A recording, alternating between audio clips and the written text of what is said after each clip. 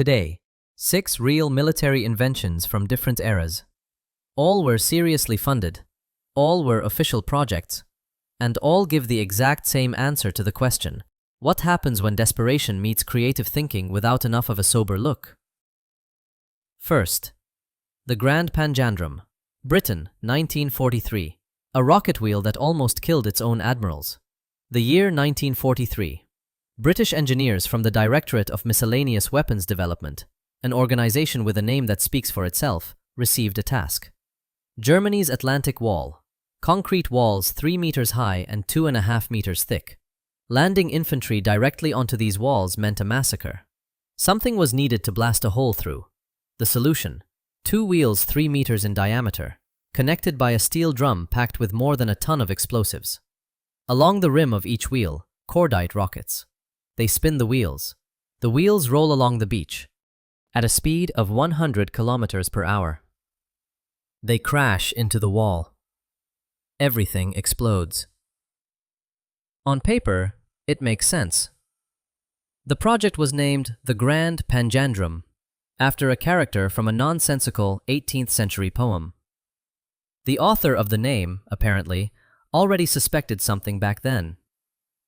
A secret prototype was built in London and brought in the middle of the night with a police escort to the beach resort of Westward Ho in Devon. The perfect place for a secret test, a popular beach where hundreds of people holiday.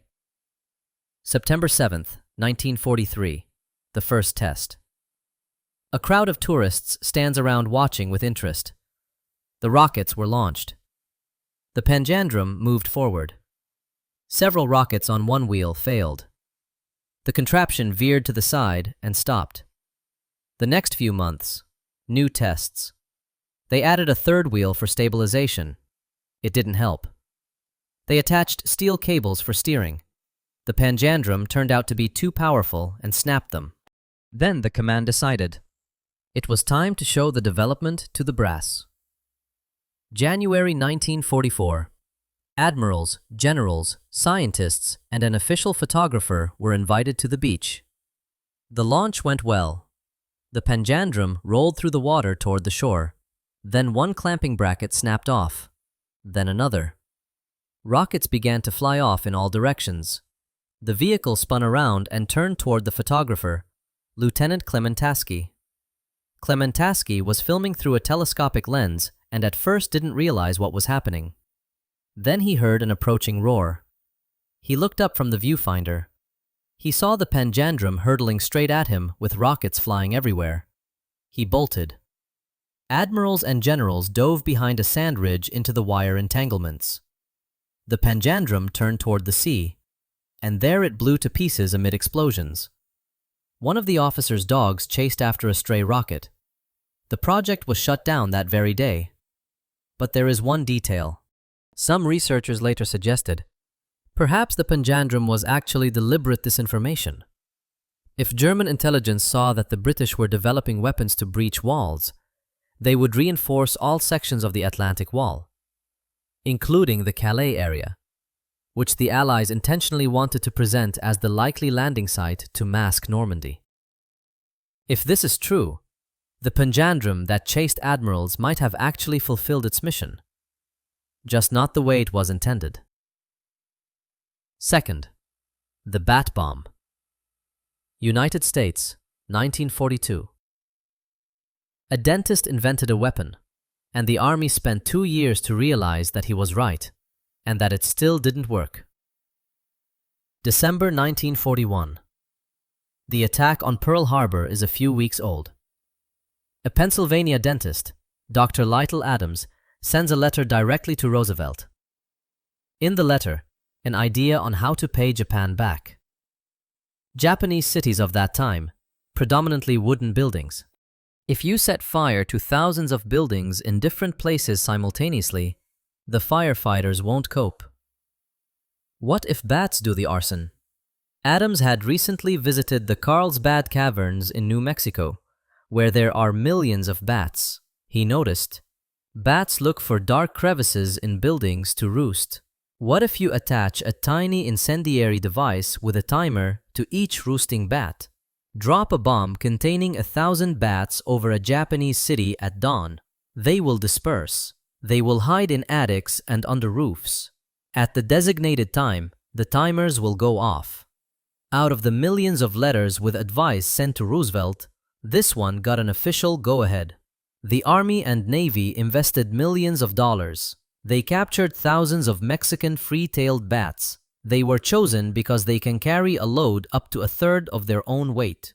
They built tiny incendiary devices weighing 17 grams. They developed a special container for 40 roosting bats, which opens in mid-air and gives the animals time to wake up and fly away. Tests in 1943 showed that the bats actually set buildings on fire. In one test, several bats with activated devices escaped and set fire to a hangar and a brigadier general's car at an airbase in New Mexico. By accident. But by 1944, the atomic bomb emerged, and the project was closed.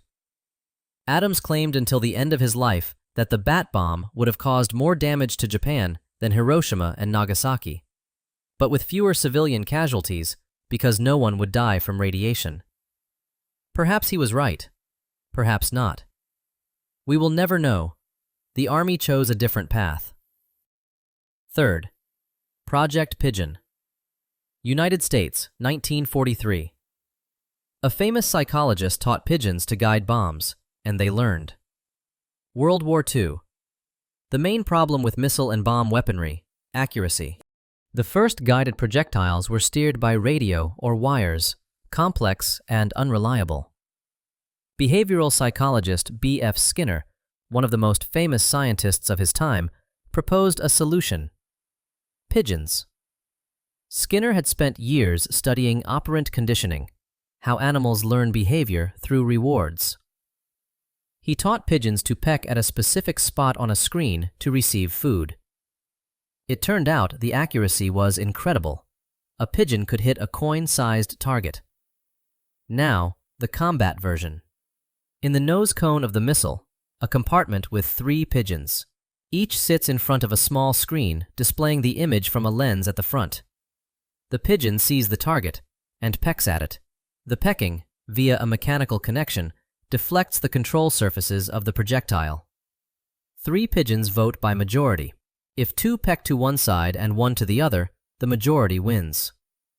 Tests showed the pigeons guided perfectly toward ships, even moving targets.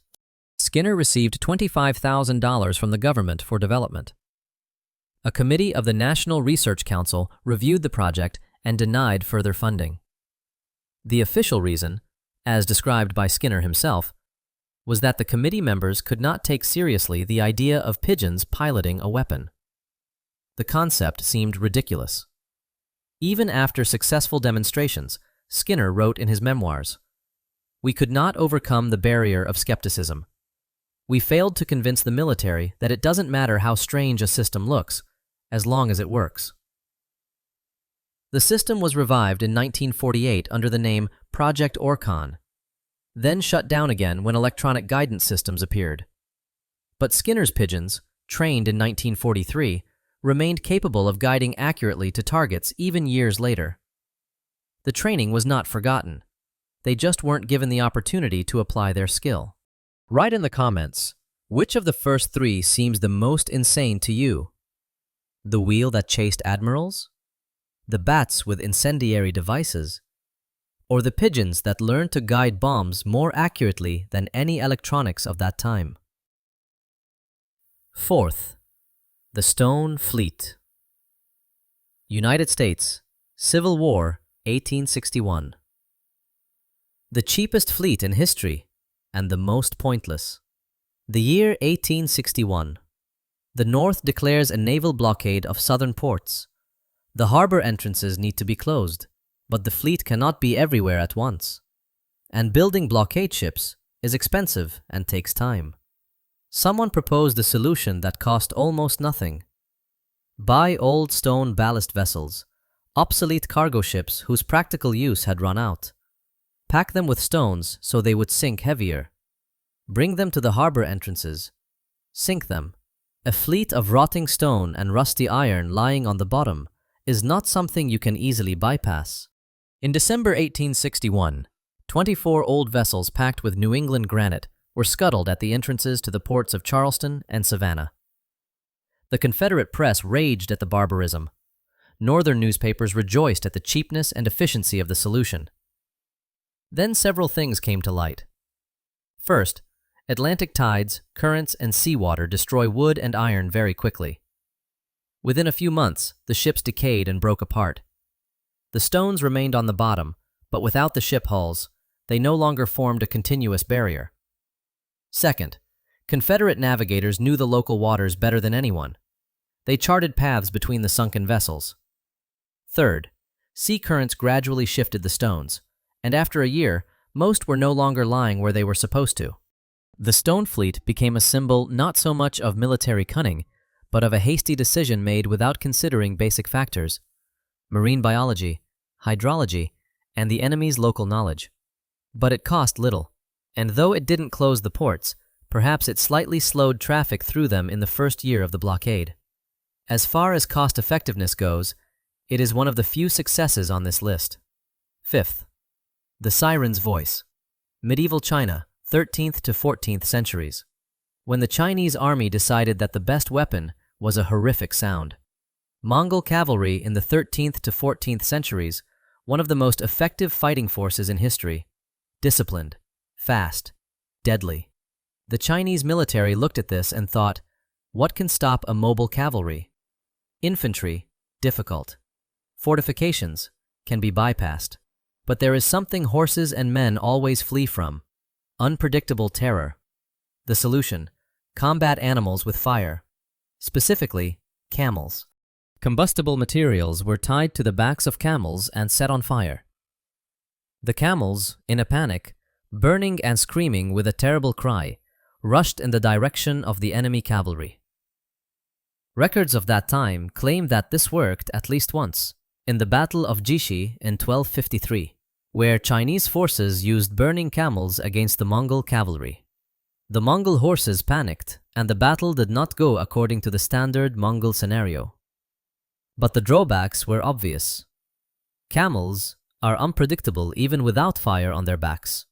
A burning, terrified camel could bolt in any direction, including back toward its own troops. Controlling such a weapon was fundamentally impossible.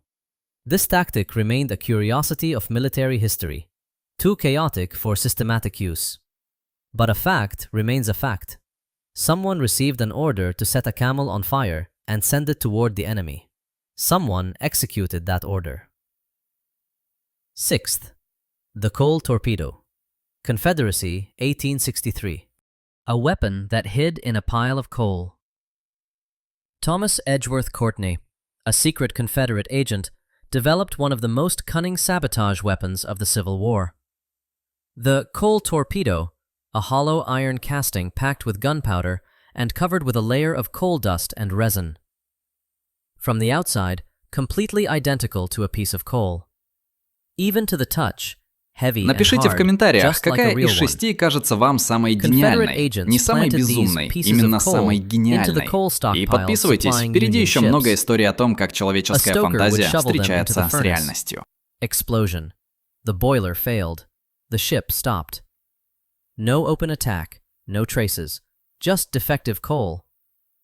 How effective this weapon was, there is no exact data. The Confederates destroyed the documents upon surrender. The Union side investigated several boiler explosions, but could not establish whether it was a technical malfunction or sabotage. But in 1864, several coal torpedoes were discovered at a Union depot in Washington, and the panic was real. All coal stockpiles were checked by hand. Union ships switched to verified fuel. This in itself diverted resources and time, even if not a single torpedo ever worked again. A weapon that cannot be seen. A weapon that mimics an ordinary material. A concept that appeared in 1863, and which we now call a hidden threat in the supply chain. Different results. But one common thing stands behind each of them. Where is the line between creative thinking and desperation? And one more thing, sometimes this line doesn't exist at all. The craziest idea and the best way to solve a problem turn out to be the exact same thing.